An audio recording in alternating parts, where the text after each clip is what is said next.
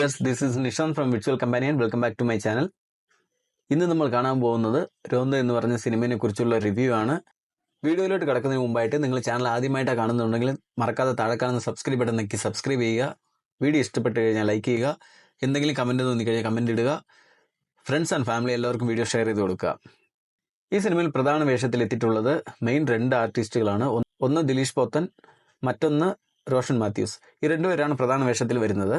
സിനിമയുടെ online story നോക്കുകയാണെങ്കിൽ 2 പോലീസുകാർ രാത്രിയിൽ പോകുന്ന രോന്തിൻ്റെ ഇടയ്ക്ക് നടക്കുന്ന ഒരു ദിവസം രാത്രി കൊണ്ട് നടക്കുന്ന ചില കാര്യങ്ങളും അതിൻ്റെ റിഫ്ലക്ഷനായിട്ട് പിറ്റേ ദിവസം തുടങ്ങുന്ന പല പല കാര്യങ്ങളുമാണ് ഈ സിനിമയിൽ പറഞ്ഞു പോകുന്നത്. കഥയായിട്ട് പറയുമ്പോൾ അത് ഒരുപാട് സ്പോയിലറായി പോകും. അതുകൊണ്ട് നമുക്ക് ഒത്തിരി ഡീപ്പായിട്ട് പറയാൻ പറ്റത്തില്ല.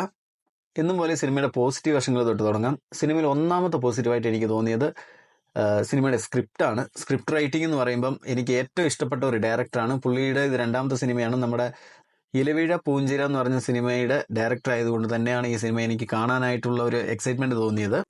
ഏകദേശം ത്രില്ലർ ജേണർ എന്ന് പറയുമ്പോൾ തന്നെ പുള്ളിയുടെ ഒരു സ്ക്രിപ്റ്റ് റൈറ്റിംഗ് എനിക്ക് വളരെയധികം ഇഷ്ടപ്പെട്ട ഒരു സിനിമ ഉള്ളെന്നല്ല, പുള്ളി ഡയറക്റ്റ് ചെയ്തിട്ടുള്ള സിനിമ ഇലവീഴ പൂഞ്ചിര മാത്രമാണ്. ഇത് 2ാമത്തെ സിനിമ. ഇതല്ലാതെ ഓഫീസർ ആൻഡ് ഡ്യൂട്ടി പോലത്തെ ഒരുപാട് സിനിമകൾ പുള്ളി റൈറ്റിംഗ് ചെയ്തിട്ടുണ്ട്. ഇതെല്ലാം തന്നെ പോലീസിന്റെ വേറൊരു ജീവിതവും കാര്യങ്ങളും കൂടെ പുള്ളി ഇച്ചിരി കൂടെ ഡെപ്തായിട്ട് പറഞ്ഞു തരും. 2ാമത്തെ പോസിറ്റീവായിട്ട് എനിക്ക് അനുഭവപ്പെട്ടത് ഈ സിനിമയുടെ ആക്ടേഴ്സും അവരുടെ അഭിനയവുമാണ്.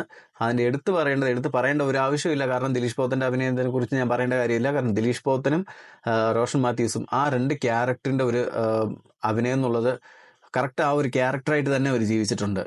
അടുത്ത പോസിറ്റീവായിട്ട് എനിക്ക് പറയാൻ തോന്നുന്നത് സിനിമയുടെ സിനിമാറ്റോഗ്രാഫി ആൻഡ് മ്യൂസിക്കലാണ്.